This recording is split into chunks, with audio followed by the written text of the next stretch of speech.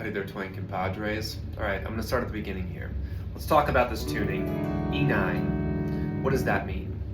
It means it's tuned to E. It means it has a 9 in the tuning and it has some other extensions. So we'll start with the lowest string here. String 10, what is that? That's a B note, that's the 5th of E. All right, what's this? It's a flat 7, that's the D. That's an E, that's a root. That's a second, that's a third, with a B pedal, that's a fourth. That's another B, a fifth, with an A pedal, it's a sixth. Let's just do the open tuning for now though. That's another root, that's a third, that's a major 7, that's a 9.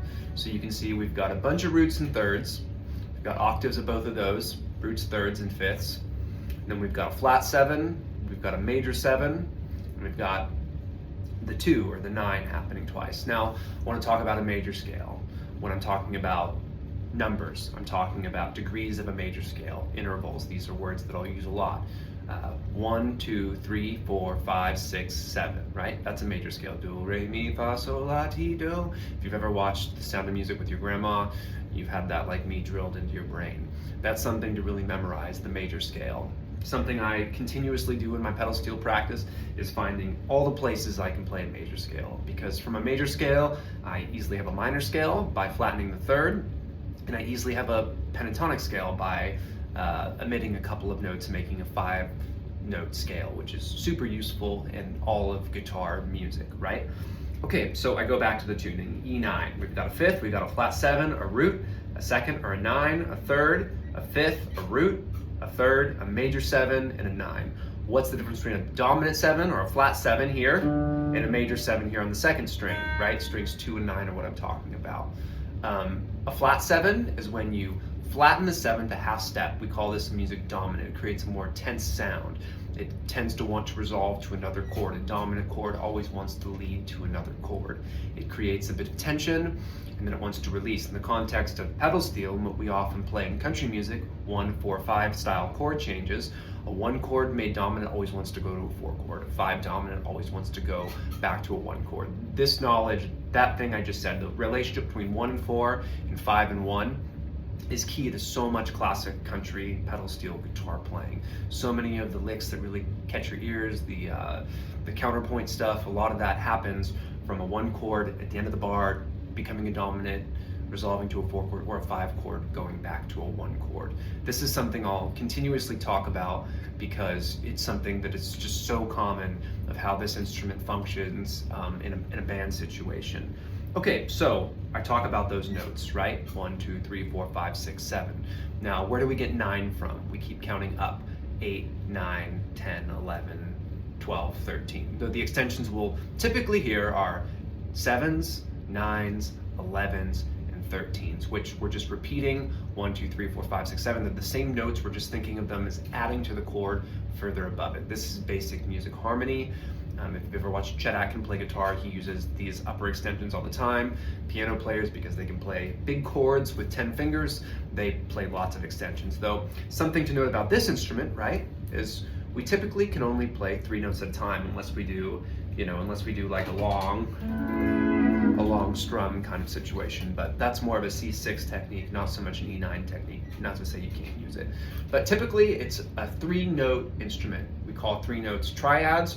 We call 2 notes dyads. A lot of the time on E9 pedal steel, you're going to be playing 2 notes, maybe 1 note supported by a harmony note, a second note, or a chord, which is 3 notes. You need at least 3 notes to make a chord. That's a root, a third, a fifth, a third, a fifth, a root, third, a fifth, a root, a 9, a flat 7, a root, or any combination. Something you can get away with a lot on this instrument is not playing roots and thirds and fifths and playing other extensions kind of superimposed over the band. That adds flavor. And something we'll discuss further as we kind of travel into this is how to put some of those more, kind of like out sounds over the band to give this instrument kind of its characteristic, right? Like the A pedal sounds, the E lower sounds. We'll talk about harmonically why those things make sense. Something I want to go over a lot in the future, and I'll continue to touch back on, is functional harmony. What we're doing and why it works. A lot of, as I mentioned in the first introduction to this course video, something I struggled with learning this was, how do I put these in songs? And luckily I had knowledge from 20 years of being a guitar player previous to that to pretty quickly start to understand that. But context is so important, because if you learn something mechanical or you learn something on the fretboard and you don't know what chords you could play it over, it's relatively useless, right? Unless you're just going to sit here and play solos by yourself, which is totally cool, and I'm not knocking that. But you know, I think most of us aspire to do this as it is an accompaniment instrument, to do it with other people and other musicians. So that's where context becomes so important. If you're playing with an acoustic guitar player and he's playing a chord progression that goes G, C, D, you're going to want to know, like, where is a G position? What can I play over a G chord? How does that transition to a C chord? How does that transition to a D chord and back to a G chord? How do I make music out of this? That's my intention here on my Patreon, is to really talk about making music. And sure, I'll teach a lot of cool licks, or I'll teach whatever you guys ask me, because ultimately, like, there has to be like self-satisfaction here, right? One of my guitar instructors back when I lived in New York City, Jason Laughlin, who's an incredible country jazz, I mean, all of it. He's the best guitar player I know. He always told me that when you're practicing, you always have to give yourself a little bit of dessert at the end, meaning like maybe a trashy lick or a lick or something, right? You don't just want to pound your brain studying harmony, because we want to make music. That's the intention, right? Okay, so introduction to the tuning. That's it. We've got a fifth on string 10, we've got a flat 7 on string 9, we've got a root on string 8, we've got a 9 on string 7, we've got a third on string 6, we've got a fifth on string 5, we've got another root on string 4, we've got a third on string 3, we've got a major 7 on string 2, and we've got a 9, right? So let's look at this again. On strings 10 and 5, we've got fifths, right? Octaves, right?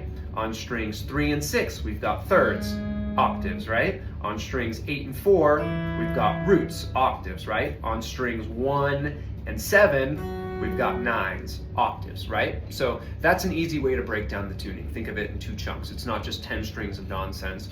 There is a lot of repetition on this instrument. There are a lot of places to play the same thing, different voicings. Although what that gives us with mechanical changes, the thing that is the thing that's unique to steel guitar, is that we can make certain sounds, we can ascend notes and descend notes at the same time, and that's what the ear, other than the thing we all, the 8-pedal squeeze is the thing the common listener will know. But that's what I want to explore. So I'm going to stop here in this video, because this was a lot of introductory talking, and in the next video we're just going to play a major scale, and then we're going to harmonize that major scale.